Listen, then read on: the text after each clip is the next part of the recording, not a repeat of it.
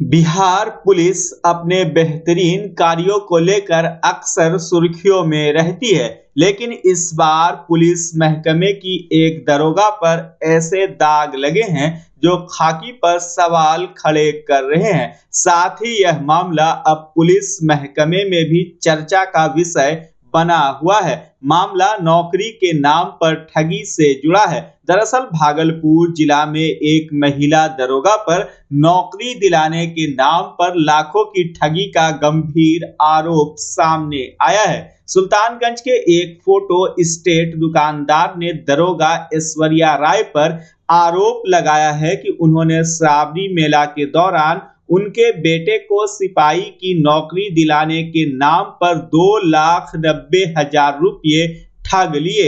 बताया जा रहा है कि सुल्तानगंज निवासी पीड़ित शंभू की फोटो स्टेट दुकान पर श्रावणी मेला के दौरान महिला दरोगा ऐश्वर्या राय का आना जाना था। ड्यूटी के दौरान दरोगा ने शंभू के बेटे के बारे में पूछताछ की और भरोसा दिलाया कि वह उसे सिपाही की नौकरी दिला सकती है। दरोगा ने चेक के माध्यम से एक बार 1 लाख रुपये और दूसरी बार 1,90,000 रुपये लिए। शंभू के मुताबिक दरोगा ने कुछ ही दिनों में नौकरी लगवाने का वादा किया, लेकिन 2 साल बीतने के बाद भी ना नौकरी मिली और ना ही पैसे वापस किए। कई बार पैसे लौटाने की बात कहने के बावजूद दरोगा ने कोई जवाब नहीं दिया। वहीं काफी इंतजार के बाद जब न्याय नहीं मिला तो पीड़ित ने वरीय पुलिस अधीक्षक और सिटी एसपी से मुलाकात की और ठगी के सबूत सौंपे।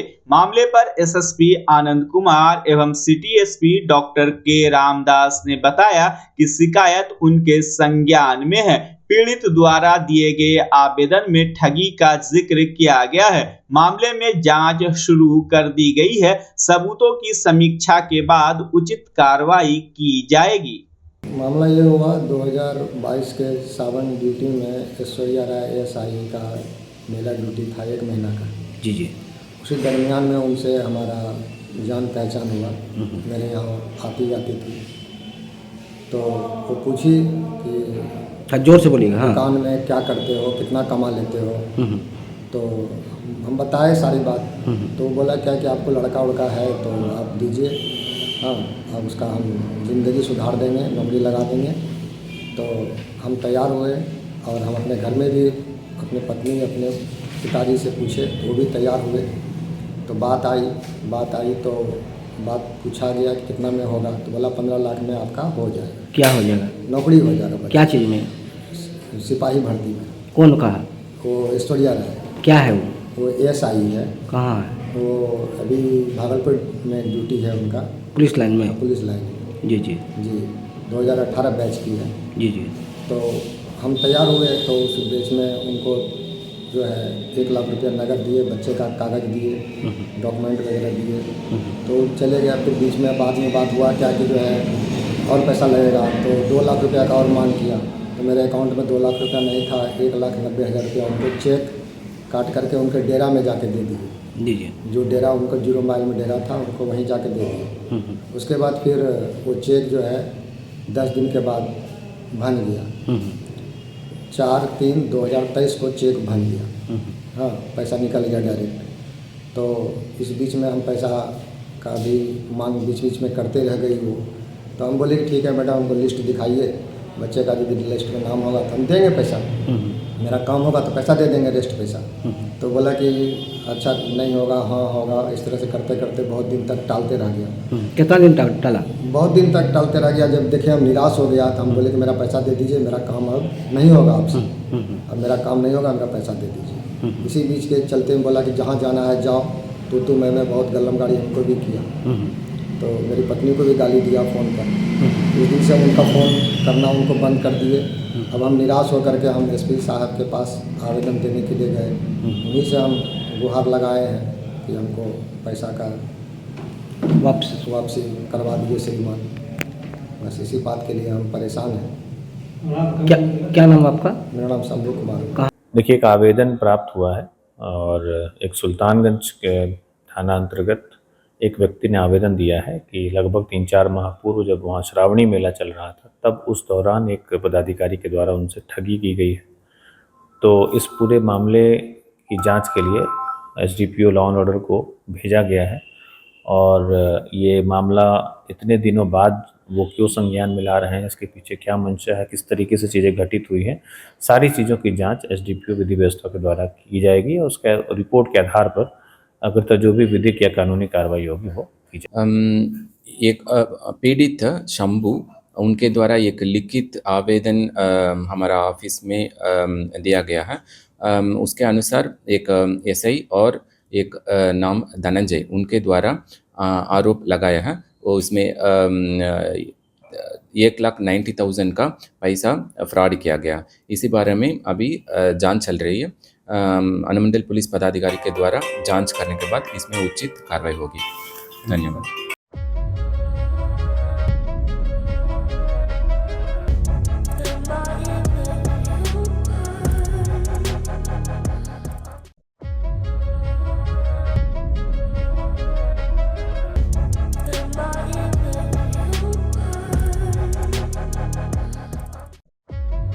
तिलकामाझी भागलपुर विश्वविद्यालय में 7 कर्मचारियों के तबादले को वापस लेने एवं 4 कर्मियों पर पूर्व रजिस्ट्रार डॉक्टर विकास चंद्रा द्वारा किए गए एफआईआर को लेकर आज विश्वविद्यालय के प्रशासनिक भवन में शिक्षकेतर कर्मियों की आपात बैठक हुई। बता दें कि टीएमयू के पूर्व रजिस्ट्रार डॉक्टर विकास चंद्रा के चैम्बर में घुसकर मारपीट मामले में विश्वविद्यालय प्रशासन ने 4 कर्मचारियों को निलंबित कर दिया है। कुलपति प्रोफेसर जवाहरलाल के आदेश पर गुरुवार को रजिस्ट्रार डॉक्टर रामाशीष पूर्वे ने अधिसूचना जारी की है, जिसके विरोध में आज टीएमयू के कर्मियों ने बैठक की। बैठक में प्रशासनिक भवन कार्यालय, संबद्ध इकाई और पीजी विभागों के कर्मचारी शामिल हुए। प्राप्त जानकारी के अनुसार गुरुवार को 100 से अधिक कर्मचारियों ने हस्ताक्षर कर आवेदन कुलपति को दिया है,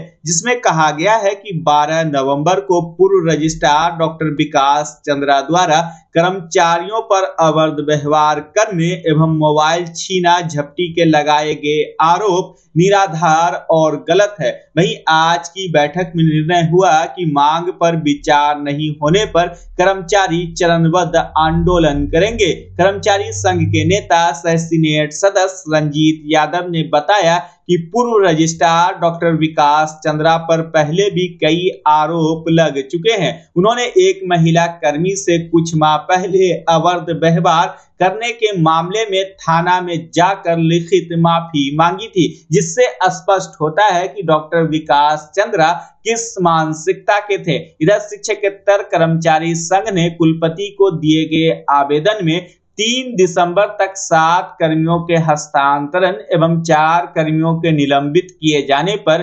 पुनर्विचार करने का आग्रह किया है। संघ से जुड़े कर्मियों ने कहा कि 3 दिसंबर तक अगर मांग पर सहानुभूति पूर्वक विचार नहीं किया गया तो 4 दिसंबर को बैठक कर आंदोलन की रूपरेखा तय की जाएगी। मौके पर संघ के नेताओं ने कहा कि पूर्व रजिस्ट्रार डॉक्टर विकास चंद्रा के आचरण और व्यवहार का प्रतिवेदन सबूत के साथ राजभवन, विश्वविद्यालय प्रशासन, जिला एवं पुलिस प्रशासन को भी भेजा जाएगा। साथ ही कर्मियों ने कुलपति प्रोफेसर जवाहरलाल से पूर्व रजिस्ट्रार डॉक्टर विकास चंद्रा के आचरण व्यवहार का विस्तृत प्रतिवेदन राजभवन, उच्च शिक्षा विभाग, जिला और पुलिस प्रशासन को भी अपनी अनुशंसा के साथ भेजने की मांग की है। वहीं करीब 2 घंटे तक चली बैठक के दौरान तिलकामाझी भागलपुर विश्वविद्यालय के प्रशासनिक भवन में बंदी जैसी स्थिति रही। सभी सेक्शन में ताला लटका था। हालांकि बैठक समाप्त होने के बाद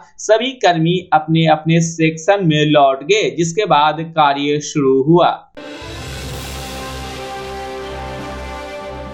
पुलिस के प्रयास से अब आम लोगों के चेहरे पर मुस्कान देखने को मिल रहा है। बिहार पुलिस का ऑपरेशन मुस्कान न सिर्फ पीड़ितों के चेहरे पर मुस्कान लौटा रहा है, बल्कि सरकार एवं पुलिस के प्रति लोगों में विश्वास भी पैदा कर रहा है। जी हाँ, कुछ ऐसा ही दिखा भागलपुर में जब पुलिस ने कैंप लगाकर 2 दर्जन से अधिक लोगों के बीच उनका छीना या गुम हुआ मोबाइल वापस किया। वही मोबाइल पाने की खुशी लोगों के चेहरे पर स्पष्ट दिख रही थी। दरअसल ऑपरेशन मुस्कान के तहत भागलपुर पुलिस ने लोगों के चेहरे पर एक बार फिर से मुस्कान लौटाने का काम किया है। पुलिस ने बदमाशों के द्वारा आम लोगों से छीने गए मोबाइल या फिर खोया हुआ कीमती मोबाइल को आज वापस कर लोगों के चेहरे पर मुस्कान लौटाने का काम किया। पुलिस अधीक्षक कार्यालय में शुक्रवार को खुद एसएसपी आनंद कुमार एवं सिटी एसपी डॉक्टर के रामदास ने वैसे लोगों को मोबाइल वापस किया जिनका मोबाइल चोरी या गुम हो गया था। मौके पर मौजूद लोगों ने बताया कि मोबाइल पाने की आशा ही छोड़ चुके थे। इसी बीच एसएसपी कार्यालय से कॉल आया कि आप अपना मोबाइल आकर ले जाएं। इसके बाद खुशी का ठिकाना नहीं रहा। इधर भागलपुर में जिला पुलिस कप्तान आनंद कुमार ने बताया कि वर्ष 2023 से शुरू हुए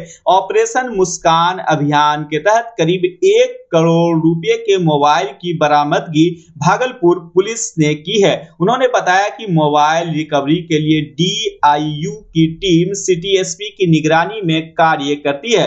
वर्ष 2023-24 में 534 लोगों को उनका खोया या गुम मोबाइल वापस किया गया, जबकि आज ऑपरेशन मुस्कान के तहत कुल 35 वास्तविक मोबाइल धारकों को उनका खोया मोबाइल सुपुर्द किया गया।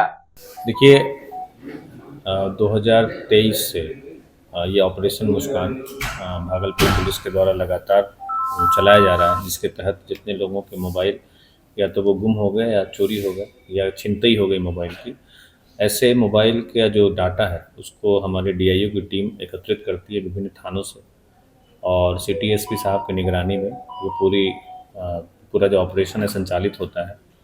और इसमें हम लोगों ने 2023 और 24 को मिला दिया जाए तो लगभग 534 मोबाइल जिनकी कीमत 1 करोड़ से भी ज़्यादा है, मोबाइल को उनके जो वास्तविक धारक हैं उनकी पहचान करके उनको वापस किया गया है।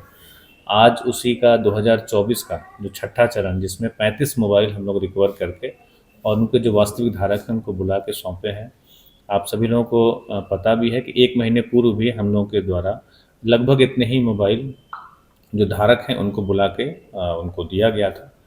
और अभी भागलपुर पुलिस लगभग प्रतिदिन 1 मोबाइल की रिकवरी, अगर स्ट्राइक रेट देखा जाए तो लगभग 1 मोबाइल की रिकवरी हम लोग प्रतिदिन कर रहे हैं, और हमारा लक्ष्य है कि इस रिकवरी रेट को और बढ़ाएं। हम लोग पुनः सभी थानों से जो भी पूर्व में मोबाइल गायब हुए हैं, चोरी हुए हैं या छिनतई हुई है मोबाइल की, उसका डाटा पुनः मंगा रहे हैं और उसमें फिर हमारी जो टेक्निकल टीम है काम करेगी। और हम लोग का टारगेट है कि इस संख्या को और बढ़ाया जाए ताकि जो वास्तविक धारक हैं मोबाइल के वो अपना मोबाइल पाएँ और उनके चेहरे पर जो मुस्कान है वो वापस लौटे। इसीलिए इस पूरे ऑपरेशन का नाम भी है ऑपरेशन मुस्कान। स्टेशन चौक के पास हम टोटो लेने के लिए खड़े थे तो वहीं पे कोई पीछे बैग से निकाल लिया था। तो फिर कैसे आपने क्या कार्रवाई की? कोतवाली थाना में जाके एफआईआर लिखवाए थे। कितने दिनों के बाद फोन मिला? 3.5 महीना ऑलमोस्ट। कितने खुश हैं आप? बहुत ज्यादा। क्या नाम है आपका? मुस्कान। क्या कहिएगा भागलपुर पुलिस को? थैंक यू बोलना चाहिए। मोबाइल 9 जुलाई को टोटो से कचहरी चौक पे खोया था, बैग में से निकाल लिया गया था। तो वही हम लोग आके यहाँ पे सनद दर्ज किए थे। तो ये पुलिस विभाग की बड़ी सफलता है कि हम लोगों को वापस दिला पाए मोबाइल। कितने दिनों के बाद फोन मिला आपको? फोन मिले 4 महीने हो गए हुए थे जब। 4 महीने में। हाँ। क्या कहना चाहिए भागलपुर पुलिस बहुत अच्छा काम कर रही है, इन सभी लोगों को अपना मोबाइल वापस दिलाने में सफल रही है। चेहरे पे ये बड़ी सफलता है, इसके लिए बहुत धन्यवाद पुलिस प्रशासन को। क्या नाम हुआ आपका? मेरा नाम माधवी सिन्हा है।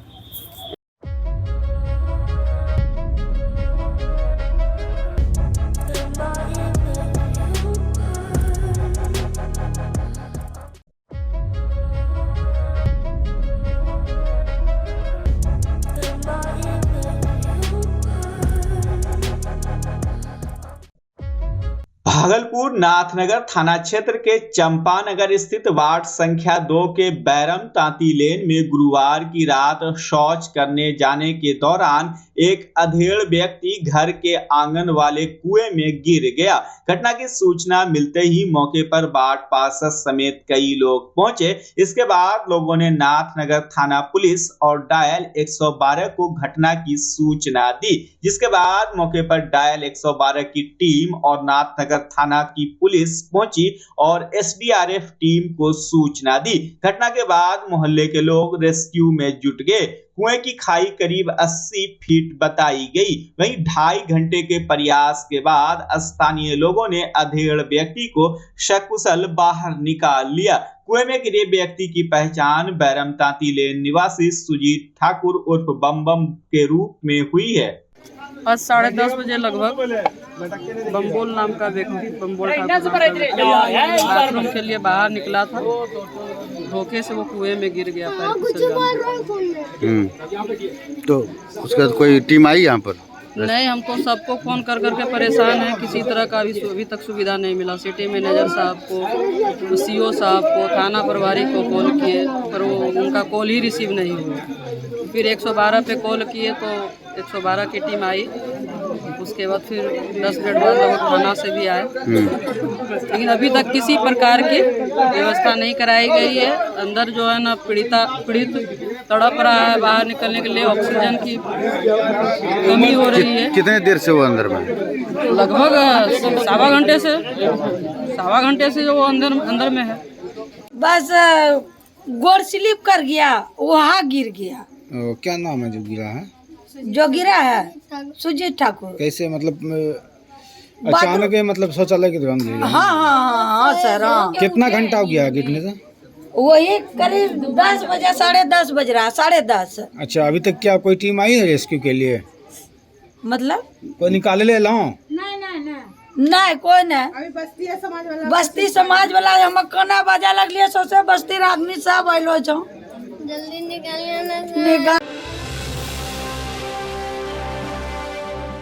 भागलपुर बबरगंज थाना क्षेत्र के मुगलपुरा हुसैनाबाद में फायरिंग कर भाग रहे युवक को लोगों ने पकड़कर पुलिस के हवाले कर दिया। युवक की पहचान कैलाश मंडल के पुत्र महेश मंडल के रूप में हुई है। युवक के पास से पुलिस ने एक पिस्तौल और जिंदा कारतूस भी बरामद किया है। बताया जा रहा है कि युवक मोहल्ले में दहशत फैलाने के उद्देश्य से हवाई फायरिंग कर भागने का प्रयास कर रहा था। तभी लोगों ने उसे खदेड़ कर पकड़ लिया। पुलिस मामले की जांच कर रही है।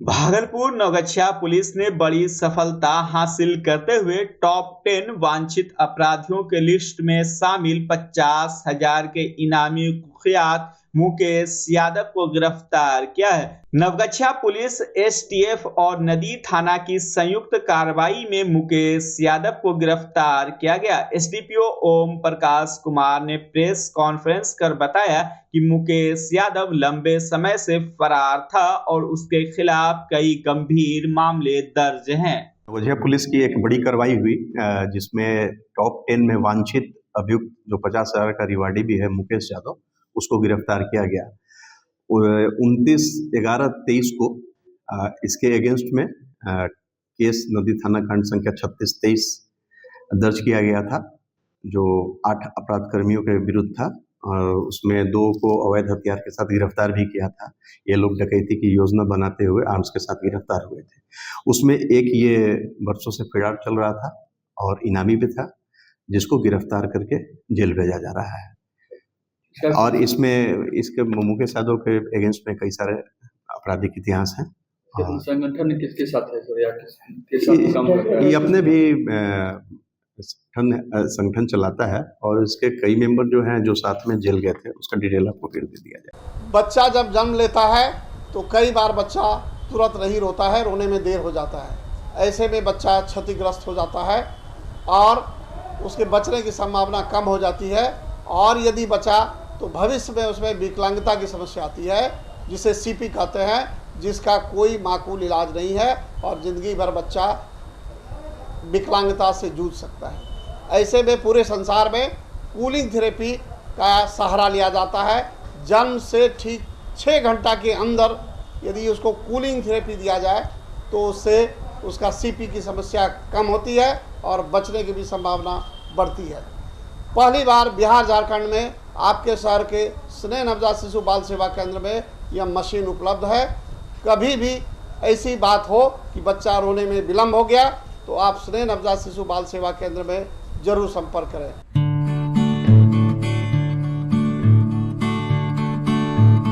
घर शिफ्ट करना हो या ऑफिस रीलोकेट करना हो, मेक माई शिफ्ट के साथ अपने सामान को सुरक्षित पहुंचाइए कहीं भी कभी भी। मेक माई शिफ्ट देते हैं residential and office relocation, long distance relocation, heavy machine shifting, packing and moving, international and intercity moving, car transportation जैसी ढेरों best services. Make my shift packers and movers. For bookings call 8298-181-018 या log on करें www.makemyshift.in।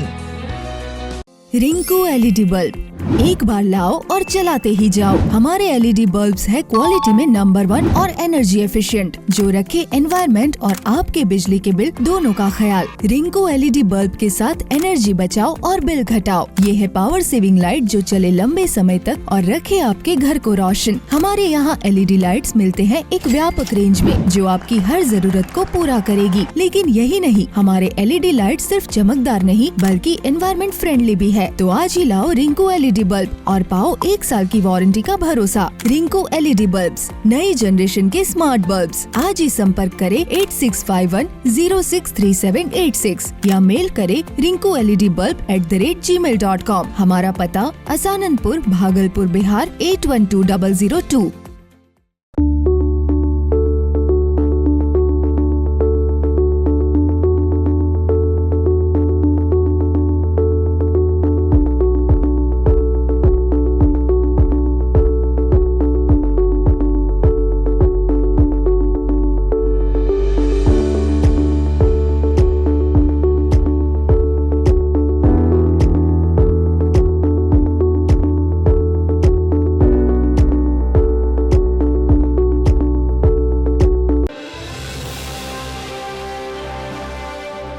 Bihar के वैशाली जिला में बाल विवाह मुक्त भारत अभियान के अंतर्गत कार्यक्रम का आयोजन किया गया। इस अवसर पर जिला पदाधिकारी यशपाल मीणा ने शपथ दिलाई। साथ ही कहा कि जब तक हम बेटी को बेटे के समान नहीं समझने लगेंगे तब तक समाज में सकारात्मक बदलाव नहीं आएगा। उन्होंने कहा कि हम अपनी सोच में बदलाव लाकर परिवर्तन के वाहक बन सकते हैं। डीएम ने बताया कि ग्लोबल जेंडर गैप इंडेक्स 2024 में भारत को दुनिया के 146 में 129वें स्थान पर रखा गया है, यानी हम जेंडर असमानता सूचकांक में बॉटम से 18वें स्थान पर हैं।